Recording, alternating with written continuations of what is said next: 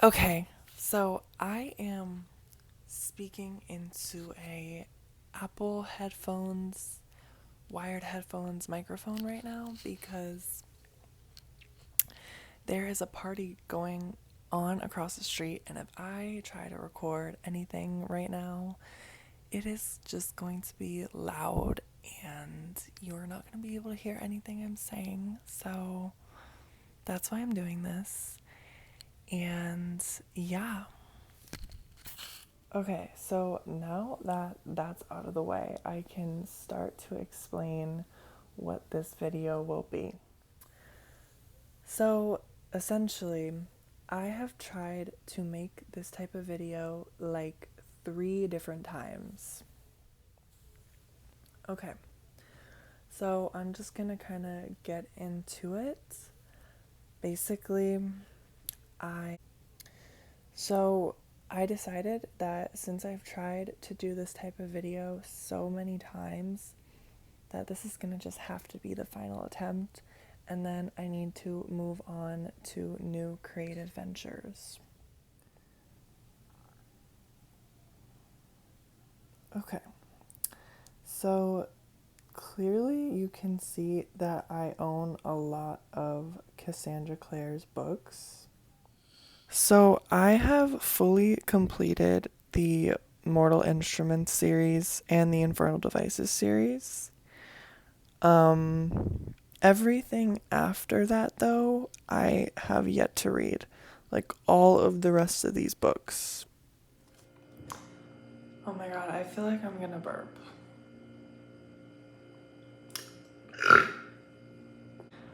Okay, so hi again, it's me. It's actually been a couple of days since I was last recording. Essentially, I have a lot of updates actually. So I did start reading City of Bones, and I've honestly been having a lovely time, and I can see why I like this book series so much, and I can see why it has been so foundational within my reading journey. And I think now that I'm like in this place where I've been like trying to read more often, right? And I'm trying to get back into reading, like I'm just so happy with the Mortal Instruments and like where things have been going so far. So right now I am a couple chapters into City of Bones, and another amazing element of this vlog or something that I discovered was that from my last video, I am a audiobook listener every now and then, and I was curious. I just went on Spotify. I was like, what's the audiobooks look like for the Mortal Instruments series? And guess what I find out? I find out that the audiobooks for the Mortal Instruments series are all read by Miss Mae Whitman. And if you don't know who Miss Mae Whitman is, this is Katara from Avatar: The Last Airbender. This is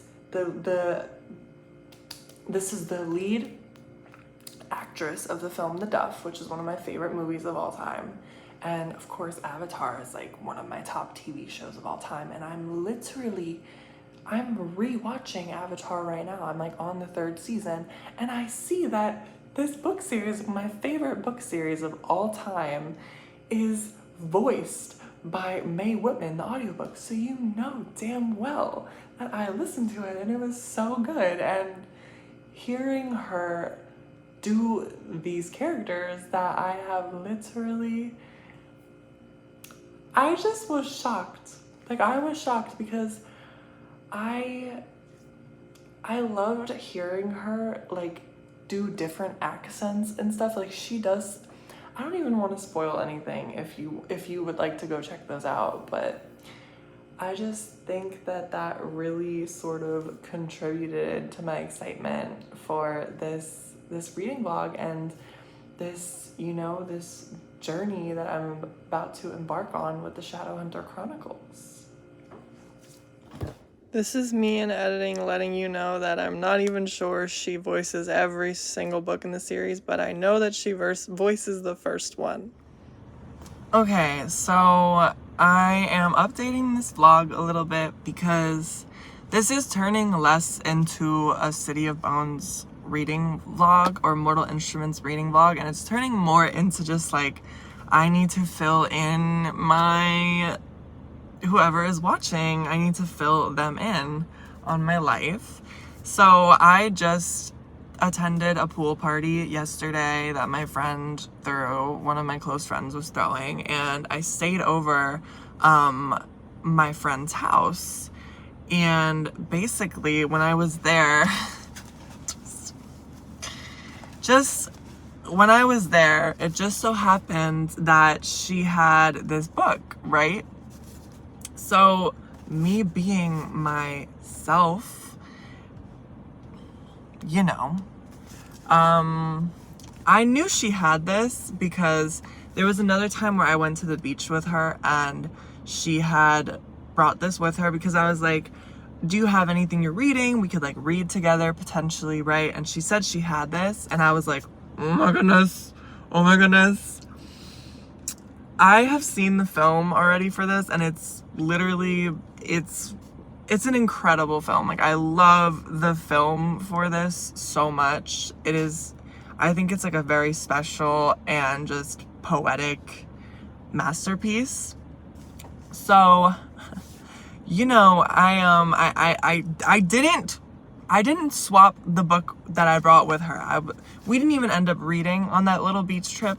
But anyways, I end up staying over her house because she lives close by to the girl that was throwing the pool party. And I'm sleeping on the couch downstairs, right? And this is still, it's still sitting on the coffee table near the couch.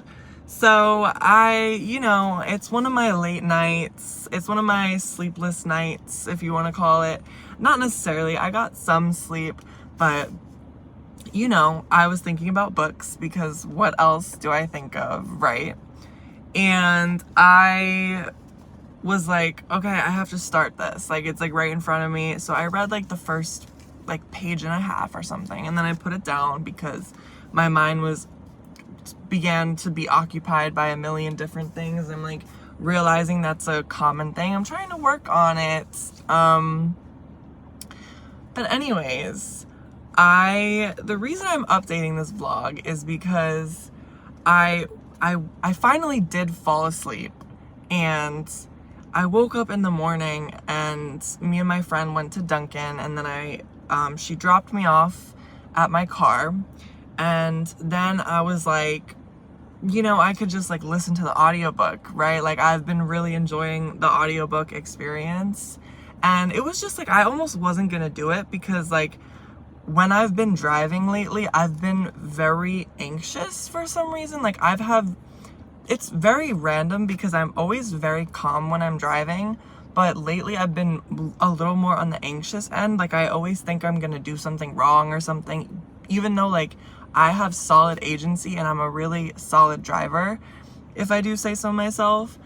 And I don't know where that anxiousness has been coming from, but like, it often happens when I have music playing in the car. So like, I was like, I'm not gonna put music on, but I do like to have something playing in the car just so I don't let my mind wander too much and like let it go to, you know, places that I don't need it to go to. So I was like, hey, let me try to listen to Call Me By Your Name. Like, maybe there's an audiobook for it, right? And of course I look on Spotify and there is an audiobook for it, and it is narrated by Armie Hammer himself. And now I know that he has some sort of, listen, I feel like every single person that's famous I talk about has some sort of scandal, and I'm just like, oh my goodness. But it's narrated by him, okay? And it's just as equally exciting as freaking Mae Whitman narrating the Mortal Instruments. Also, scratch that. Mae Whitman is much more exciting, period. Quite honestly. But of course, it's just like, that sounds like a beautiful experience, and I wasn't going to play it because, like I said, I've been anxious driving. I've been wanting to be more focused when I'm driving, and like, I wasn't 100% sure, but then when I was driving, like I like felt like the car, like I wasn't gonna be able to move the car unless I didn't hit play. You know what I mean? So eventually I was like, okay, Anthony, like just play it, like whatever. And I played it, and then I was able to move the car, right? And I was able to make my turn. And then I made my way home because this drive from my friend's house is like about 45 minutes away from where I live. And I knew that I was gonna have some time to kill, like a good 45 minutes to an hour. So I like knew that I would get through like a solid chunk of the audiobook. And that is exactly what happened. I started listening to it, and I listened to a good like hour, and like I listened to a good solid over an hour of it. And I was locked in. Like I was having a beautiful like time listening to it. Sure, kind of an emotional one, and I had to kind of pause it because I was getting like a little too overwhelmed by the emotions that I was being provoked by. And now like my reading vlog is literally like shifting into just, it was originally supposed to be like a series reading vlog, and now it's just like a regular reading vlog, which there's nothing wrong with that. Like content shifts, we adapt, we adjust. But I wanted to take the camera out this time because this book is hitting me in insane ways that I really like. I expected it to be honest, but it has during this car ride, it has thrown me for a loop, and I'm just like rethinking a lot of things about my life right now and just what's going on. And I am being hit with so many feelings at once right now, and I'm home now, and I'm like, I don't know where to go next. So I was like, let me just take out the camera because I am vlogging, like, you know, I'm starting this new chapter, no pun intended, as a content creator who reads. And I got through a solid chunk of this book, and I am just being hit with the most profound emotions, and that's really just like, it was so profound that I needed to like update my audience. So we're working our way through this one, and we're gonna see what happens, and I think that's all for this segment. Okay, so I love how that reading vlog from before almost turned into a Call Me By Your Name reading vlog. But luckily I snapped out of the delusions, and we're back to our regularly scheduled programming. So one thing I've always found interesting about the Mortal Instruments world is the Downworlders. Like, I almost find them more fascinating than the Shadowhunters themselves, because the Downworlders do have demonic blood in them. Some of them do. And the whole point is that, like, I guess I can read this quote as an example. Though the Downworlders are not demons, not invaders, he as in Valentine, felt they were demonic in nature, and that was enough. The Clave did not agree. They felt the assistance of Downworlders was necessary if we were ever to drive off demonkind for good. And who could argue really that the fair folk do not belong in this world when they have been here longer than we have? So that made me raise my eyebrow a little bit, because I feel like there's just so many metaphors that the Downworlders represent, like, honestly. And I know that in fiction, like, literally vampires, all that stuff is so queer coded, but I really like get a lot of LGBT community vibes from Downworlders, or just people in society that are generally looked down upon and have a more difficult time in life because they are not considered pure, or they are not considered, you know, and that could go for so many different oppressed groups. People of color, gay people, LGBTQ people, trans people. And I'm also thinking about the fair folk, and that's sort of giving me the energy of like indigenous people and how they've been here first, and why in the world would we try to wipe them out when they've been here way before we have and much longer than we have.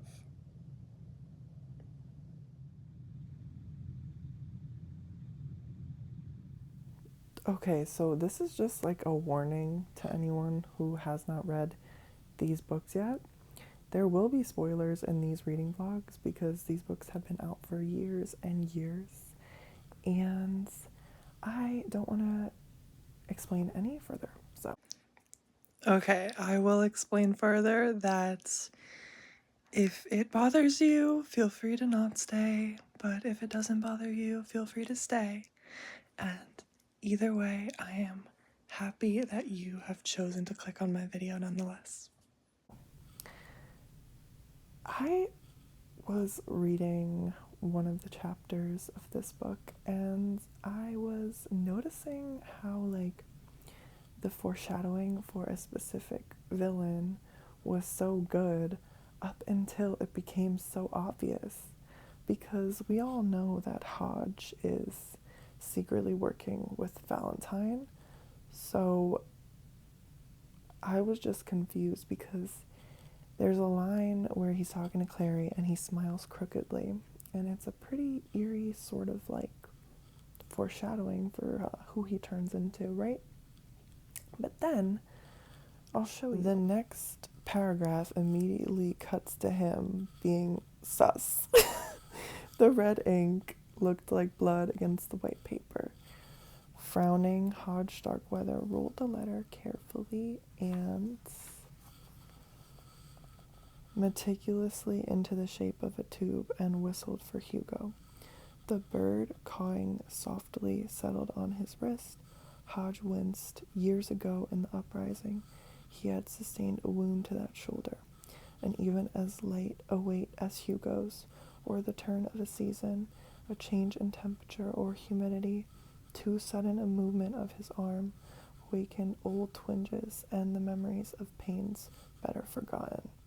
Then there later proceeds to be imagery of him like tightening and clenching his fist, while his bird on his shoulder, Hugo, picks at his fingers and draws blood. It's just so creepy and ominous, and it's, wow, it's just creepy. Okay, so Zane, remember how I was telling you I was working on a project? Yes. So I am going to be reading all of the Shadowhunter chronicles. Okay. And vlogging them, right? Mhm. So I'm starting at the very first book series, which is The Mortal Instruments. Remember how when we were in LA I had the Tales from the Shadowhunter Academy book? Yes. Right, yes, with its part of that big series. cool cover, yeah. Right, yes. Okay. So I have something fun to tell Zane about the series. Oh. So guess who's narrating the audiobooks for the Mortal Instruments? Is it a man or a woman? It's a woman. It's a woman. Yes. Kristen Stewart.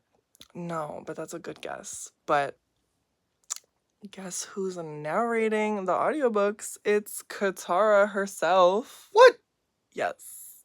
Mae Whitman? Mae Whitman is the narrator for the Mortal Instruments. Like all of them? Yes. That's sick. For the Mortal Instruments series on Spotify. And I found out, and I was like, oh my god, because I'm watching Avatar right now. You know, I'm like finishing up the 3rd season of it, and like you're a huge fan of it, and like. And I love Mae Whitman in just, like Owl House too. She's a phenomenal voice actress. Oh, I've never seen that, but like I was talking about how I love Her in the Duff, and that's one of my favorite movies, and you know that I like that movie. So, yeah. So I had to introduce Zane into the vlog because now he's just a part of the lore. Hey. And yeah, we're gonna get back to our scheduled programming. I have fallen a little bit ill, but we're gonna keep at it. The comeback story will be crazy. Yes, exactly. So, see ya. See you in the next one. Okay, so hello. I'm gonna just do a quick little update to my reading blog. So I am 108 pages into City of Bones, and I left it in my boiling hot car. So that probably like really messed up my edition of it.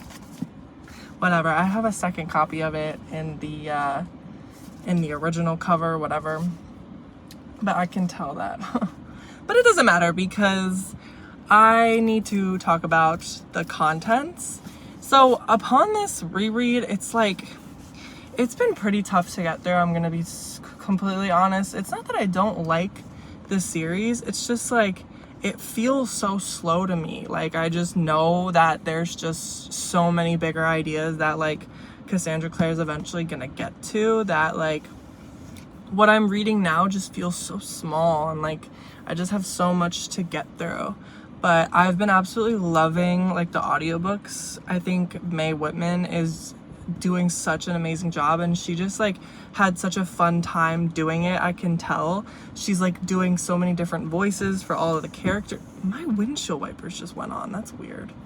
Is it raining? It's literally completely sunny outside and it's raining. Okay. That's strange. But yeah, she's just doing a really amazing job, and she's like giving all the characters such unique voices, and yeah, I've just been having fun with that, and it's kind of been helping me to get through it a little bit quicker. So yeah, that is the update.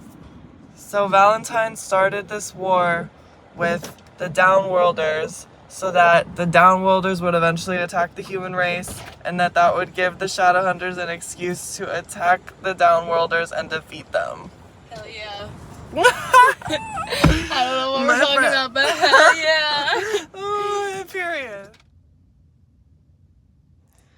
There is nothing better to describe what my life looks like right now than this angle. Literally. I'm gonna bust into tears, okay? Like, seriously. So, I am still not done with City of Bones yet. And I also might have started reading Clockwork Angel. And I'm like around like 60 pages or so into that one too. So, listen, I'm getting a little conventional. I'm getting a little, no, not conventional, unconventional. I started rereading a little bit of City of Heavenly Fire. I don't know what's wrong with me right now. Actually, nothing is wrong with me. I had an intense channel about City of Heavenly Fire because I started thinking recently about the concept of Heavenly Fire, and just like something in my life was starting to feel like I could place it, and I didn't know exactly what it was or what it felt like or how to describe it. And then I thought of this book, and I thought of Jace in City of Heavenly Fire, and I thought of the part where he grows his wings, and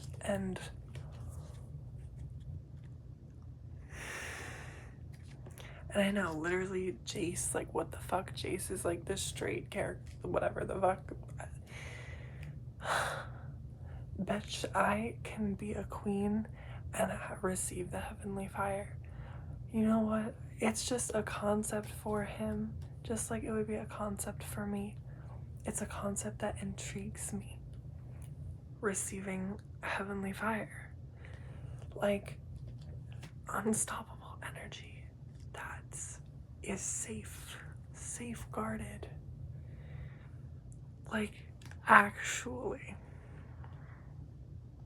It's hard to get real about, okay? It is so easy to get real about. Because I've been going through an intense journey. Okay. So the Infernal Devices, right? I love that book series so much, okay? So I started thinking so much about that series again, too. And honestly, I have to say, like, I don't know which one's more my favorite. I think the Infernal Devices. is gonna like, the Infernal Devices is blowing my mind right now because it's so something I want to talk about. And maybe another reason I pulled out this book was because I thought of a certain element of this book that is a spoiler as fuck. But you know what? I didn't say anything about any of the characters. But I have to say, like, well, you guys know these book series are in the same world, so there's gonna be some sort of crossover. So it's not, you just have to see how you have to read how it unfolds, okay? Because it's beautiful, okay? It's like, it's stunning foreshadowing on Cassandra Clare's part. And honestly, I feel very safe within her books, I have to say, because yes, there is those weird incest plot lines, but let me tell you, those are all with villainous intent. Like, those incest plot lines, they may be a little, what the fuck, this is a little crazy for like a YA series. Yes, okay, I'll give you that. But I have to give credit where credit is due because it's always done with a villainous intent. And I feel like if the villain, like the fact that it's a gross, icky thing, and that's what it always is in the book series. It's gross when Valentine lies to his children. It's gross when Sebastian wants to sleep with his sister. It's gross. It's fucked up. And that's why these are the villainous characters. So that's something I've always clocked with the Mortal Instrument, the Shadowhunter world, because it always gets flack for that, and like that always being an element. I understand if there's like an overabundance of it in media nowadays. Like, I know it's prevalent in Game of Thrones too. But let me get into the real honest truth tea. The Infernal Devices series has a concept like of shifting, like of changing. So the lead character in the Infernal Devices, Tessa Gray, she can turn into any person entirely. Like any person, any gender, anyone, in any specific place in time. Like, she has the ability to change into a person at a specific time experiencing something. It's hard to explain. I don't even fully understand it, and that's why I have to keep reading the books so I understand it better. But it's a fascinating concept, and the way I described it is still like pretty easy to think about and easy to imagine. So Tessa Gray like reminds me of like a non-binary character, and I don't think she is. Like, it's 100% like she's a woman, she is a she situation. But like, I just like to have fun with the idea of like, if this character was like non-binary, you know what I mean? Because she has the ability to, if this person could shape-shift into all these different people and such, and she was dealing with this situation where she was stuck in someone's home, like, or she was trapped by these fucking scary like sisters that were very involved with dark magic, dead bodies, like not cute stuff, like very dark energy, right? That's the best way I can describe it with this series, because this series is very, of course it's fictional, it's about like demons, whatever, blah blah blah, but it has like complexity in terms of how it explores like I essentially just like, the books are calling to me right now, and this is a time where they can't really be calling to me because I am so behind in school right now, and it's honestly getting to a point where I feel like it would be, I don't want to say that, but I need some sort of like super maximum heavenly fire if I want to fucking do this, because the books are calling to me, and they're calling to me in the most beautiful ways. Like, especially the Infernal Devices series. Like, the Infernal Devices is helping me figure out my own, like, gender journey. Like, reading those first, like, 40, like, 50 pages of that book are like exactly what I could describe it being like, especially when you live under, like, a roof that is complicated and is sometimes can be a scary dynamic, and you don't know what to believe. You don't know what to believe. If you're safe in a household, you can feel yourself becoming this person that is sculpted out of clay.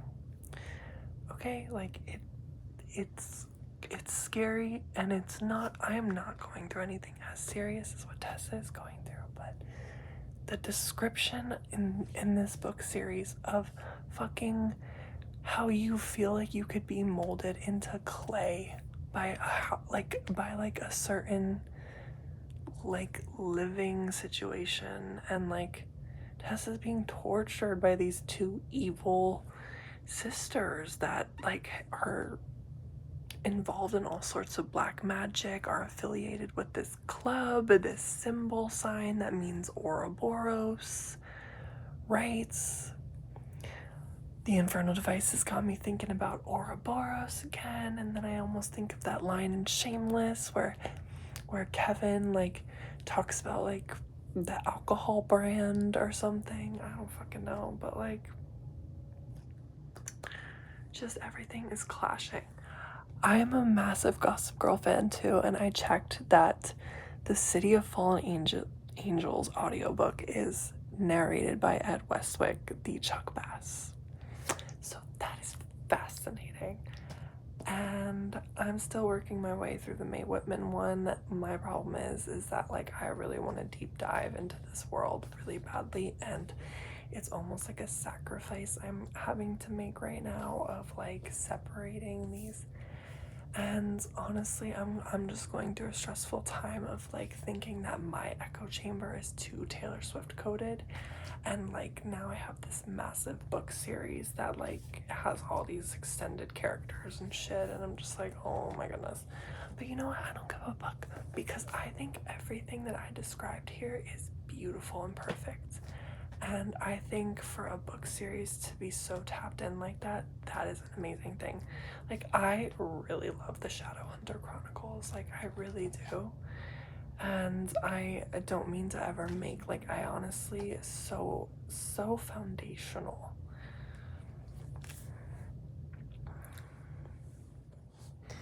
So with this book,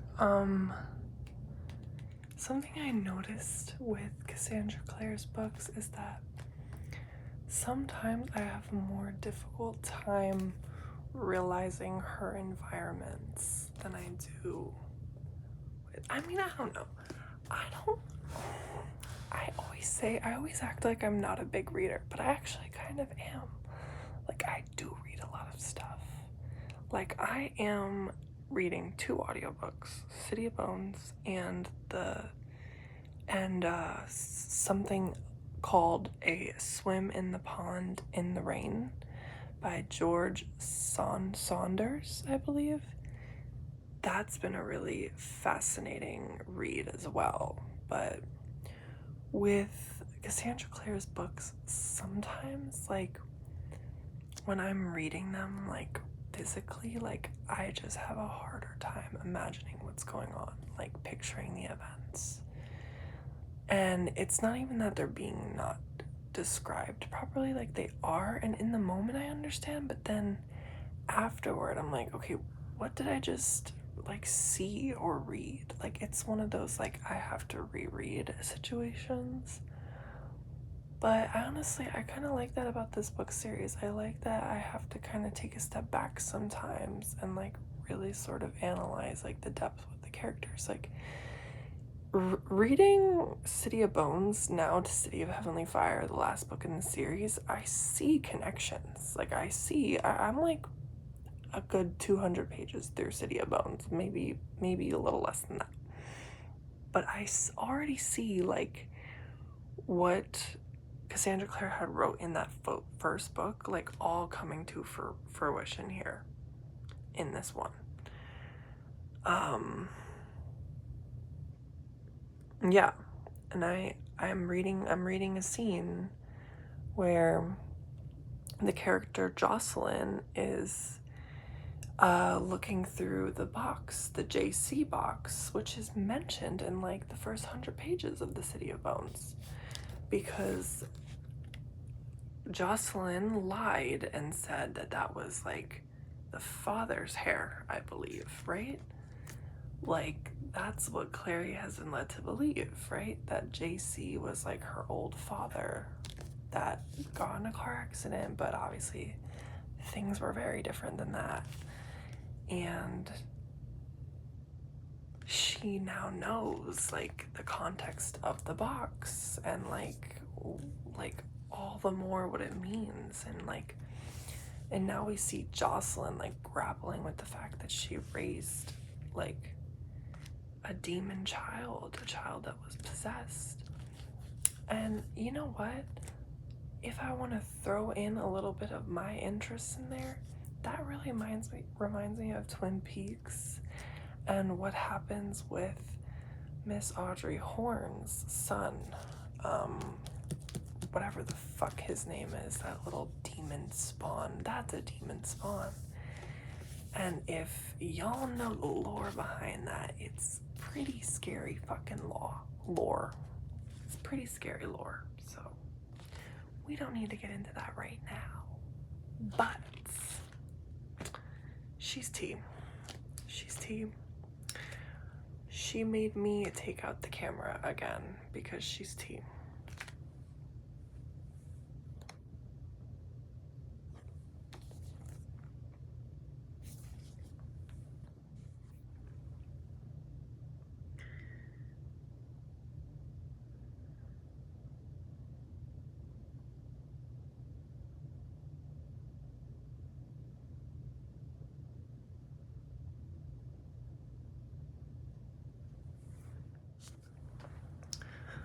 Okay, guys, being so real.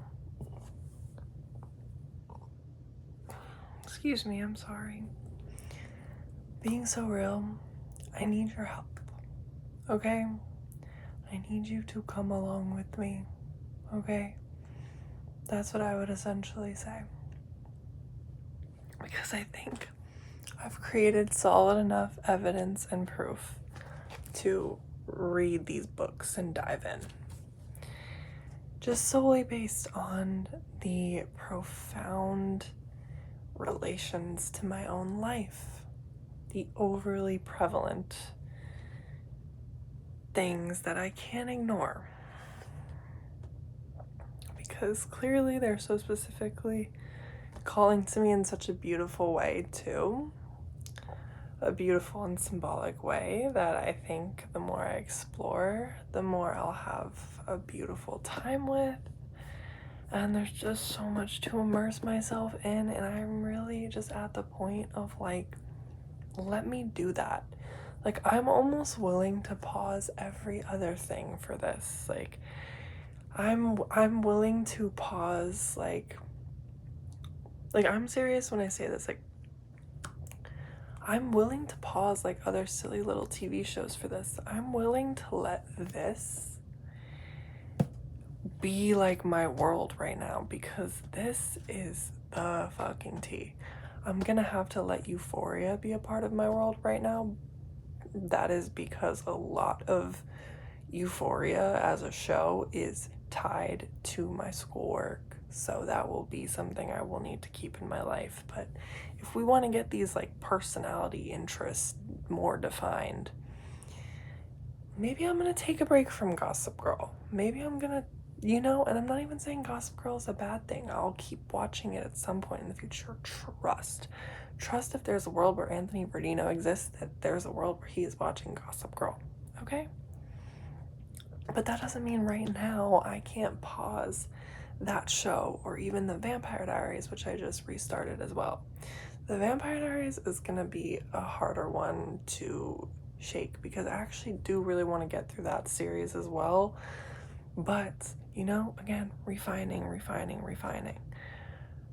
But yeah, I'm willing to halt the last 2 shows that I mentioned.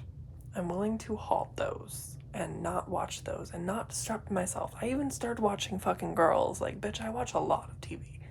Like, I will rein it in, focus on Euphoria, focus on my main school-focused TV show, and then put the rest of my escapism, if you will, or I don't know, I'm trying to consciously consume. That's why I'm channeling these books in a very sophisticated and interesting way. Yeah.